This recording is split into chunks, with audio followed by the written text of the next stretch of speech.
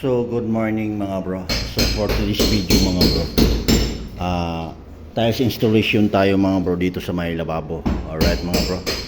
So, kung nakapapansin nyo po yung una, mahaba po yung lagayan ng sink natin. Ngayon, binago na ng may-ari. Alright mga bro. So, yan.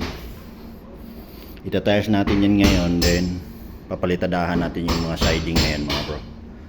Alright mga bro. Ito po yung nagiging accomplishment namin sa floor tiles installation mga bro. Ayan mga bro, nilagay ko na. So ito may grout na yung area na to, pero yung iba wala pa. Alright mga bro, so dito tayo sa floor, sa toilet. Ito pinasilisyon ko pa. Ayan mga bro. So yan mga bro, so pinasilsil natin sa water line kasi pahabol na yung waterline dito mga bro. Alright mga bro, so wala pang desisyon kasi yung may-ari noon eh. Yan, so although kailangan talaga kaso video nag-ano sa budget yung may-ari. Alright mga bro, so yan.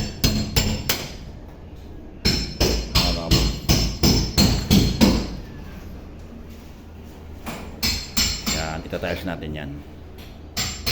So ayan mga bro, tiles installation tayo mga bro dito sa lababo.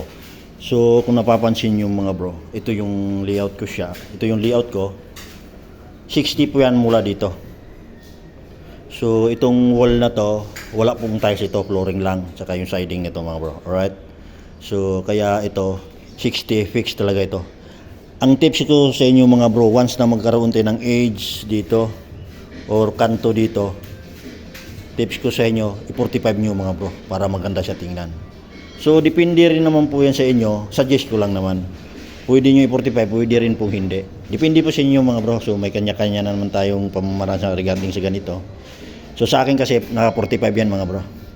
Alright mga bro, so tiles installation tayo sa lababo floor. Alright.